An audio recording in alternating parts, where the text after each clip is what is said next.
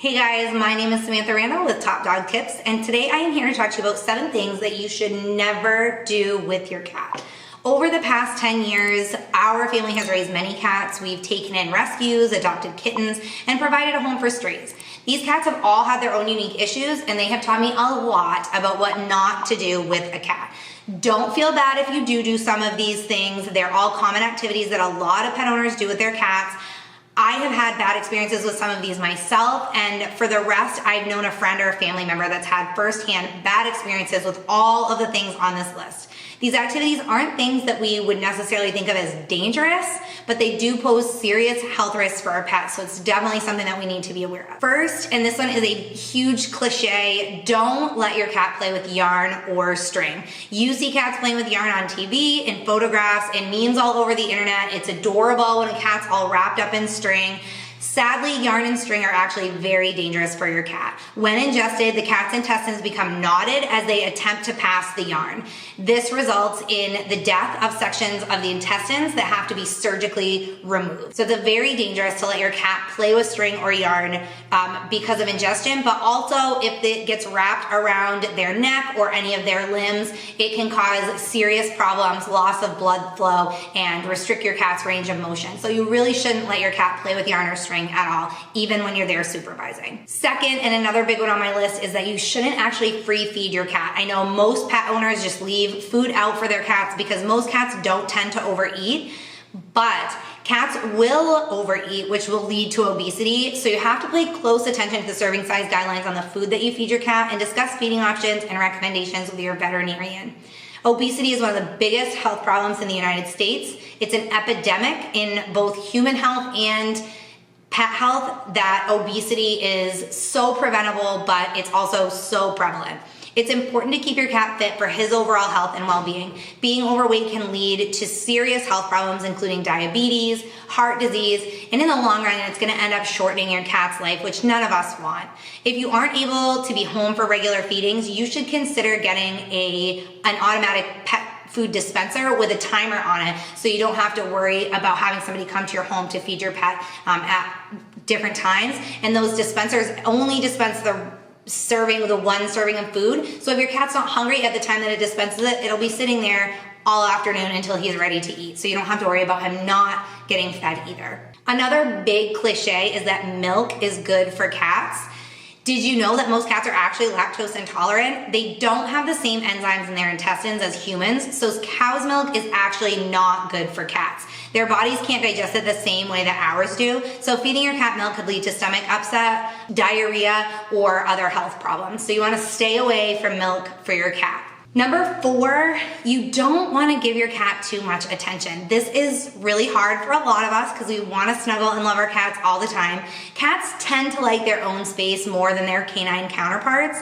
You should never force attention on your cat. If your cat doesn't want to be pet, snuggled, or held, then don't force it on them. Forcing attention could actually make him dislike the attention even more and become more solitary, so it's actually going to do the opposite of what you want it to do. A lot of pet owners also make the mistake of sharing human food with their cats. You should not ever share human food with your cats. Most pet owners think that giving their cat a human food treat will make them happy. While that might be true, there are lots of other ways to make your cat happy.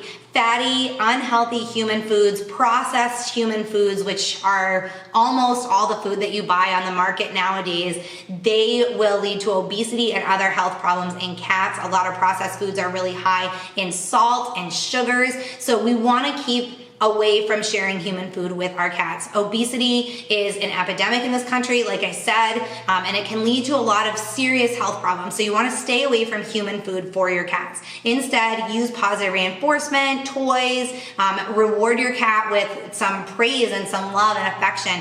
Do it in a way that is positive without the food as a reward. Attention and love is going to make your cat happier than any treat ever would. Number 6, don't underestimate your cat's emotions. A lot of people think that cats are just kind of blah animals that don't really care, but cats do have feelings. Lots of research has been done on this. You can click the link below for some of that research to see that cats actually do have emotions. If you yell at your cat or throw him off the counter, it's gonna make him sad or scared. Cats can get depressed when they're left alone for a long time. If the environment changes, if you lose a family member, a furry or human family member, that impacts your cat and his emotions. Cats can suffer from stress and anxiety. Paying attention to your cat's emotions is extremely important. And if you notice any major behavior changes and you think your cat is struggling emotionally, reach out to your veterinarian and ask for a consultation. They can help walk you through what might have happened, what might be causing this, figure out the cause, try to fix that. And if it can't be fixed, say you move to a new home, your veterinarian can help guide you in ways to bring your cat out of that depression and acclimate them to the new environment or whatever it is that's going on that you can't change. They can help you with that, and so you can bring your cat out of that depression.